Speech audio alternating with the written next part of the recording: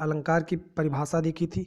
अलंकार का शाब्दिक अर्थ क्या होता है पढ़ा था हमने। अलंकार दो शब्दों से मिलकर बना होता है, अलम और कार। अलम का अर्थ बताया था आभूषण होता है, कार का अर्थ होता है धारण करना, मतलब आभूषण को धारण करना। बताया था ये सब हमने कि आभूषण को धारण करने से जिस प्रकार व्यक्ति खूबसूरत और आकर्षक दिखने लगता है, उसी प्रकार जब कवि अपनी कविताओं में अलंकार रूपी भूषणों को धारण करता है तो उसकी कविताएं आकर्षक और अच्छी दिखने लगती हैं। तो ये अलंकार हमने यहाँ तक पढ़ लिया था। अब अलंकार में अलम जो है उपसर्ग है और कार प्रत्यय, ये भी हम बता चुके थे और परिभाषा इसकी हम बता चुके थे। काव्य की शोभा बढ़ाने वाले शब्द अथवा शब्द के समूह अलंकार होते हैं। 3 भेद होते हैं इसके, आप लोगों को पता होंगे। शब्दालंकार, अर्थालंकार, उभयालंकार। इसकी परिभाषा भी बता दी थी, आप लोग एक बार देख सकते हैं इसको, ये परिभाषा।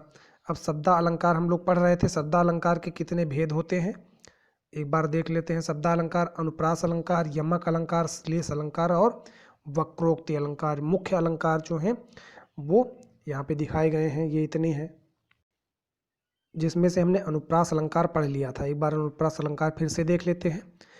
अनुप्रास अलंकार की परिभाषा उन लोगों ने पढ़ी थी, जब किसी पद या चरण में किसी वर्ण की आवृत्ति बार बार होती है तो वहाँ पर अनुप्रास अलंकार होता है। किसी भी पद या चरण में किसी वर्ण की आवृत्ति जब बार बार हो जाए तो वहाँ पर अनुप्रास अलंकार होता है। बहुत ही आसानी से याद कर सकते हैं।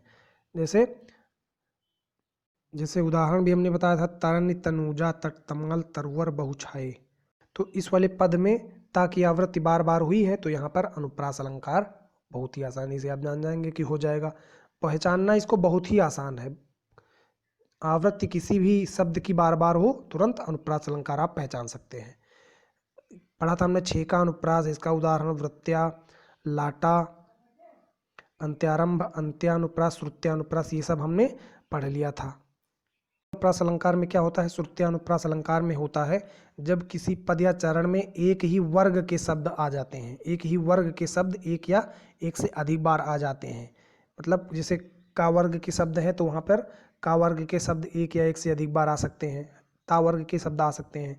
तो इस प्रकार से श्रुत्यानुप्रास अलंकार होता है। जैसे यहाँ पे लिखा हुआ उदाहरण, ते ही निसि में सीता तहाँ आई। ते ही निसिता और ना ता था दा धा ना, तो यहाँ पर एक ही वर्ग के शब्द आए हुए हैं तो ये श्रुत्यानुप्रास अलंकार हो जाएगा। ये तो एक छोटा सा जो हम पहले पढ़ चुके हैं उसका एक रिव्यू था। अब आज से हम एक नया अलंकार स्टार्ट करते हैं, यमक अलंकार। शब्द अलंकार का यह दूसरा है और बाकी के इसमें हम कोशिश करेंगे कि पूरा शब्द अलंकार आज खत्म हो जाए। तो यमक अलंकार में क्या होता है, यमक अलंकार की परिभाषा देखते हैं। यमक अलंकार को याद करना एकदम आसान है। यमक अलंकार कैसे याद करेंगे आप? यमक अलंकार में क्या होता है, कोई शब्द जो होता है एक से अधिक बार आता है, ठीक है, पुनरावृत्ति होती है और जितनी बार शब्द आएगा उतनी बार उसका अर्थ क्या हो जाएगा, बदल जाएगा। इसकी परिभाषा देखते हैं। जब किसी पद या चरण में एक शब्द की पुनरावृत्ति होती है, अर्थात शब्द जितनी बार आता है अर्थ उतनी बार बदल जाता है, अलग उसका अर्थ होता है। क्या होता है वहाँ पर अर्थ उसका अलग अलग होता है, तो यमक अलंकार होता है। कहने का मतलब ये है कि जैसे कोई एक, अभी तक क्या होता था अनुप्रास अलंकार में, एक वर्ड आता था, सिर्फ एक पद आता था, ठीक है। अब इसमें क्या होगा, एक शब्द पूरा आएगा, एक शब्द होगा। जैसे कोई भी शब्द क्या हो जाएगा, जैसे कर का, मन का, है ना, तो मन का ये 2 बार आया, है ना। तो जैसे कनक कनक, इस टाइप के जो शब्द हैं ये रिपीट होंगे, और रिपीट तो होंगे लेकिन जितनी बार रिपीट होंगे अर्थ उतनी बार अलग अलग होगा, तो यमक अलंकार हो जाएगा। यमक अलंकार कैसे याद रखें? यमक अलंकार को याद रखें जैसे कनक कनक होता है ना, कनक कनक ते सौगुनी, सबको याद रहता है। हाई स्कूल और 9th में ये बहुत रटाया जाता है। जब हम लोगों को कनक कनक ते सौगुनी, बहुत लोगों को याद होगा, आसानी से आप याद कर सकते हैं। कनक कनक याद रखें, यमक को याद करना हो तो कनक कनक याद रखें, यमक याद रहेगा बहुत आसानी से। तो इसका अब उदाहरण देखते हैं। कर का मन का डारिकै मन का फेर।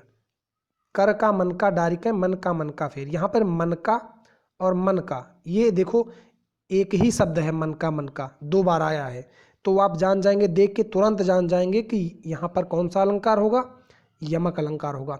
अब इसका अर्थ क्या है?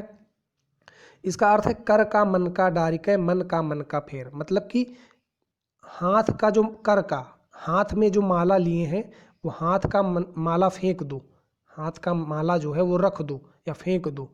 और मन का मतलब कि अपने मन रूपी, मन का, मन में, मन का मतलब कि अपने मन के अंदर, मन का मतलब माला फेरो। मतलब कि जैसे भगवान के जो भक्ति करते हो, राम का नाम लेते हो, माला जो फेरते हैं लोग, देखा होगा आप लोगों ने कि लेकर के माला फेरते रहते हैं। तो कहते हैं कि अपने हाथ का माला फेंक दो, ढोंग मत करो। और क्या करो कि जो अपने मन में, अगर भगवान का नाम लेना है या प्रभु का नाम लेना है तो अपने मन के अंदर के माला को फेरो, है ना। तो एक मन का हो गया मन का अपने मन के अंदर, वो एक मन का हो गया माला, ठीक है। तो बहुत लोग देखा होगा जो होते हैं माला दिन भर लेकर के फेरते रहते हैं और पता चलता गाली भी दे रहे हैं तब भी माला फेर रहे हैं। तो मतलब वो ना करो, हाथ में जो दिखावा कर रहे हैं वो ना करो। अगर कोई काम करना है, प्रभु का नाम लेना है भगवान का, तो मन के अंदर ही माला फेरो, मन का मन में, और ये मन का माला फेरना। तो इसका शाब्दिक अर्थ ये हो गया। और इसके उदाहरण कुछ देखते हैं। ये है, इसका अगला उदाहरण है पास हीरे हीरे की खान। पास हीरे हीरे की खान। अब हीरे हीरे 2 बार आया है, हीरे हीरे 2 बार आया है, बस आप तुरंत जान जाइए कि यमक अलंकार यहाँ पर होगा। तो पास हीरे हीरे की खान, कहने का मतलब ये है कि कोई व्यक्ति कह रहा है अपने दूसरे व्यक्ति से कि पास हीरे, मतलब एक पास हीरे मतलब कि पास ही है, मतलब इसी स्थान पर नज़दीक ही है। क्या है? हीरे की खान। जो हीरे की खान जो है वो पास ही है, मतलब बहुत नज़दीक है। एक तो हो गया हीरे मतलब हीरे, पास हीरे, हीरे की खान, ठीक है। तो इसके 2 अर्थ हो गए, तो आप समझ जाएंगे कि यहाँ पर यमक अलंकार है। अगला है कनक कनक ते 100 गुनी मादकता अधिकाय, या खाए बौराए जग वापाए बौराए।